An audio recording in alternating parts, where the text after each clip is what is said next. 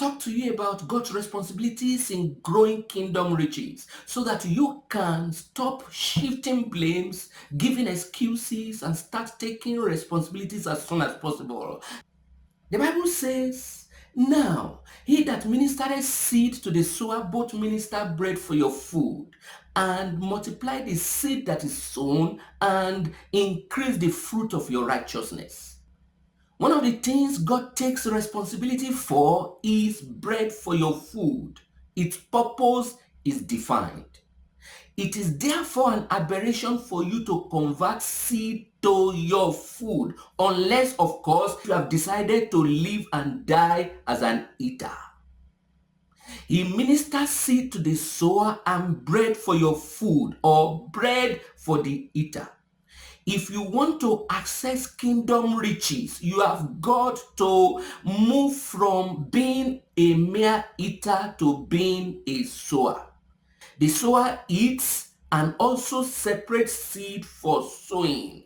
But the eater only eats. And that's the reason, according to the Bible, that the poor will never cease in the land, because they consume everything that comes into their hands. Notice in that text that the significance of bread is defined, and that significance ends the moment it becomes your food, the moment it is consumed. It nurtures you, and that's all. But you will also notice that the significance of seed continues.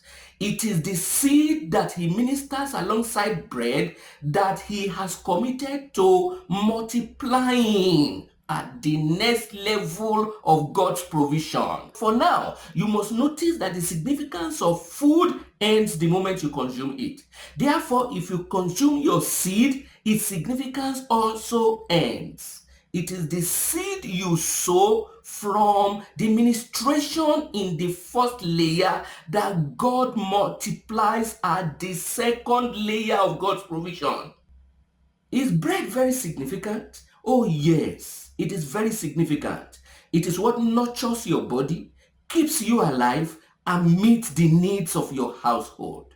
But you must have realized by now that there is more to life than that which you consume. It is meant to fuel your journey, but it is not the very essence of your journey in life.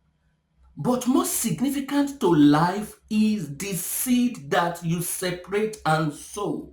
The seed that was initially ministered alongside bread at the first level of God's provision is what you as a sower must convert to seed sown if you want to experience the multiplication power that God has kept inside every seed that is ministered to you.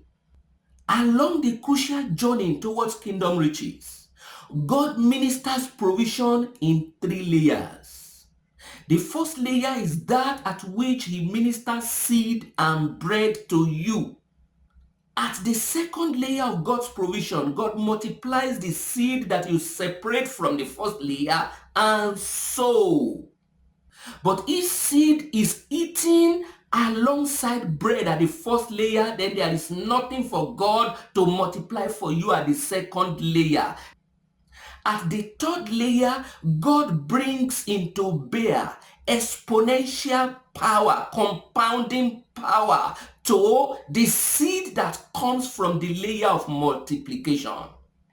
Everyone who has ever accessed kingdom riches passes through layers.